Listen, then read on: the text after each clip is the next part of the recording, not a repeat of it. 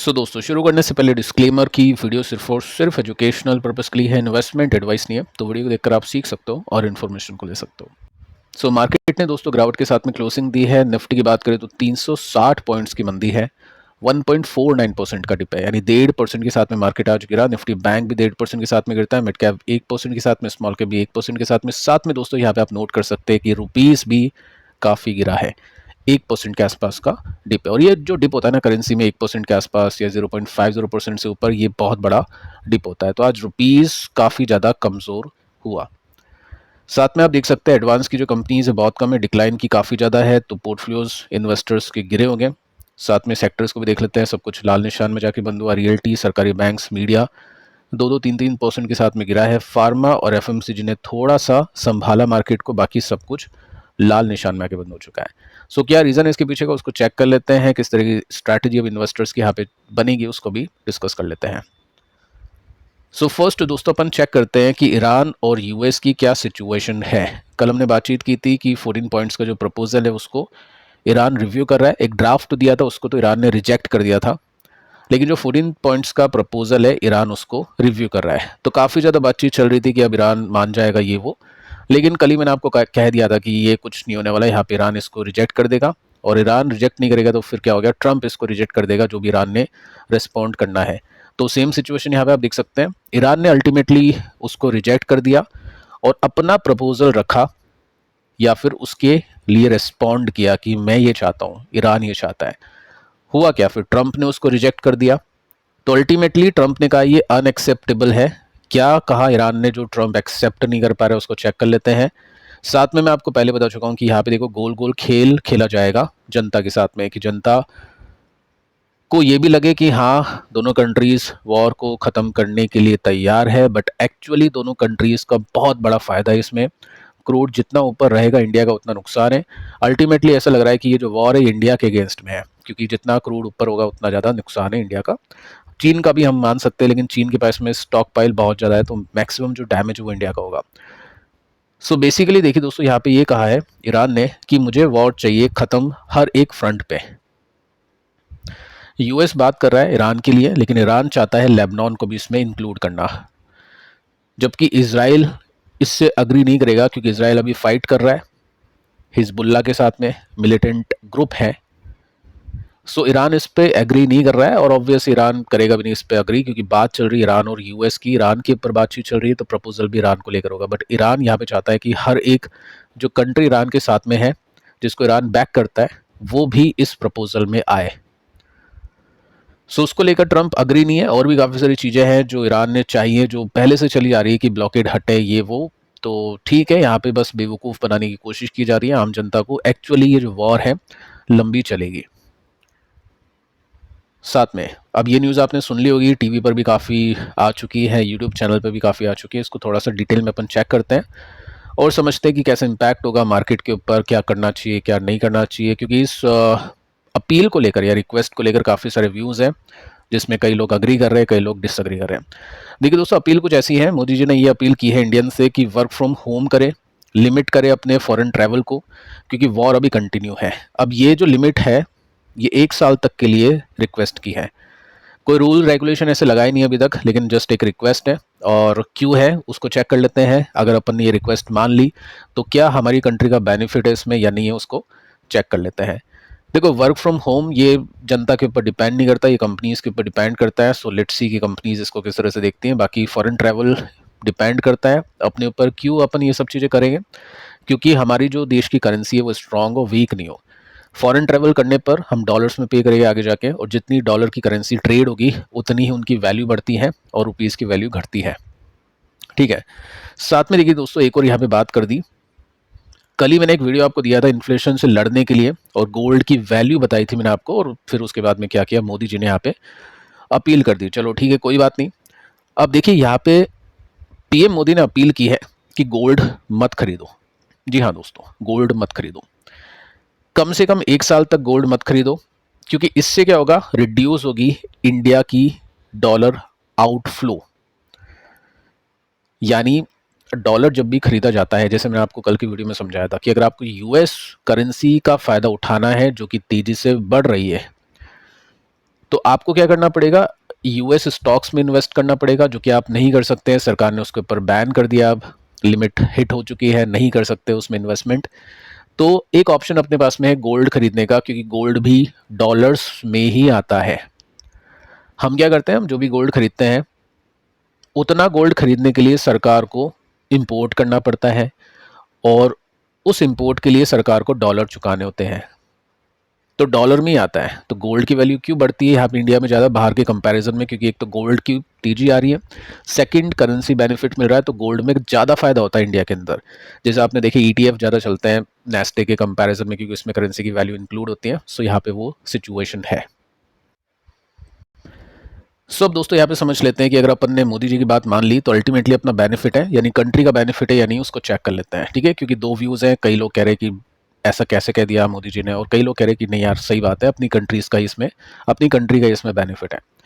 सो यहाँ पे हम देखते हैं कि सबसे ज़्यादा कौन सी कंट्री इंपोर्ट करती है गोल्ड को, टॉप 5 कौन कौन सी आ जाती है। तो इसमें सबसे पहला नाम आपको दिखाई देगा स्विट्जरलैंड का।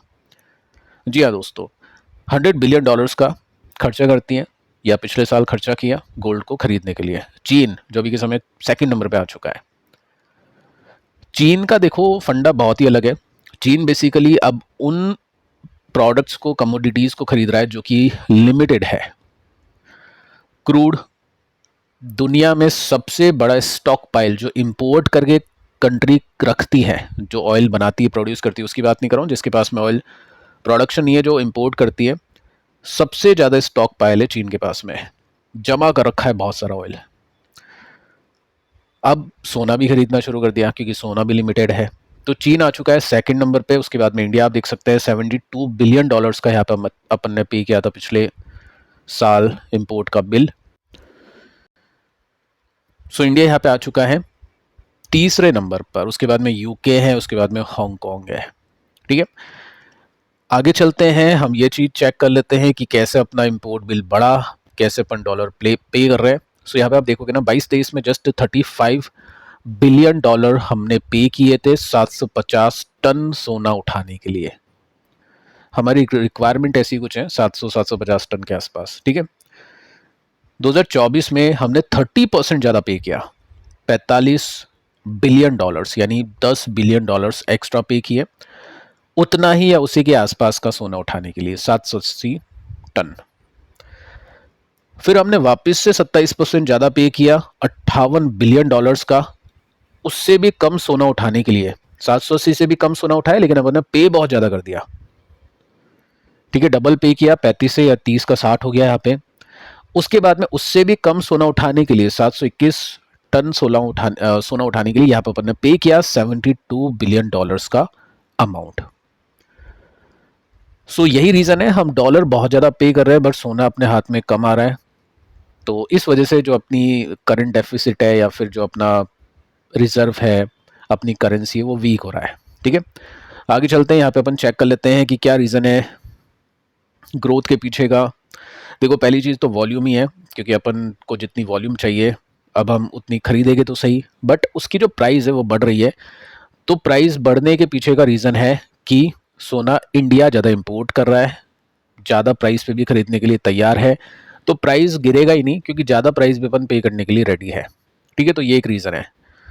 इसके बाद में आप देख सकते हैं कि इंपोर्ट ड्यूटी भी सरकार ने कम की थी 24 में। देखो, हो सकता है अब ड्यूटी बढ़ा दे वापस से, क्योंकि अभी सरकार रिक्वेस्ट करी, रिक्वेस्ट ठीक है, बाकी एक्शन लिया नहीं है अभी सरकार ने, देखते हैं आगे चल के क्या होता है। सो गोल्ड की इंपोर्ट ड्यूटी कट की थी 15 to 6%, यानी 15% की थी, 6% हो गई। तो मैसिव सर्ज आ गया डिमांड के अंदर। ठीक है, इसके बाद में सेफ हेवन इन्वेस्टमेंट है, इन्वेस्टर्स और सेंट्रल बैंक्स दोनों खरीदते हैं। मल्टी एसेट फंड अगर आप खरीदोगे तो वो भी इसमें आ जाता है, जिसके अंदर हेजिंग मिल जाती है स्टॉक मार्केट से, तो वो भी एक इसमें बात है। अब देखिए, सबसे बड़ी बात यह है कि इंडिया का शेयर क्या है ग्लोबल मार्केट के अंदर, मतलब कितना परसेंट अपन पूरे ग्लोबल मार्केट के इंपोर्ट का हम लेते हैं।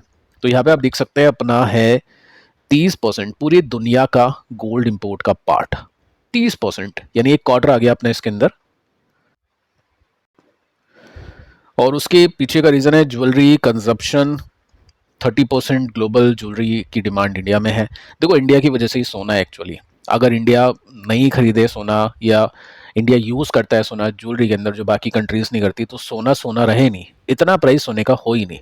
तो अल्टीमेटली इंडिया के दम पे ही सोना है। और यहाँ पे आप देख सकते हैं कि इंडिया इंपोर्ट 90% जो भी गोल्ड रिक्वायरमेंट है वो सब इंपोर्ट करता है, सब कुछ खरीदता है, गोल्ड भी खरीदता है 90%, ऑयल भी खरीदता है 90%, क्योंकि ये इंडिया में है ही नहीं। अब ऑयल की बात तो अलग है, वो तो यूज़ है, असेंशियल है, बट गोल्ड असेंशियल नहीं है। सो यहाँ पे जो सरकार की रिक्वेस्ट है मेरे हिसाब से ठीक है। अगर 1 साल के लिए सरकार रिक्वेस्ट करी है तो ठीक है। काफ़ी लोग ये बोल रहे हैं कि ये बीजेपी सरकार ने ये मोदी जी ने ऐसे कैसे बोल दिया। अगले वीडियो में देखना, कांग्रेस की सरकार के अंदर भी सेम सिचुएशन थी, काफ़ी लोगों को पता ही नहीं है, वो मैं आपको थोड़ा सा डिटेल में बताऊंगा।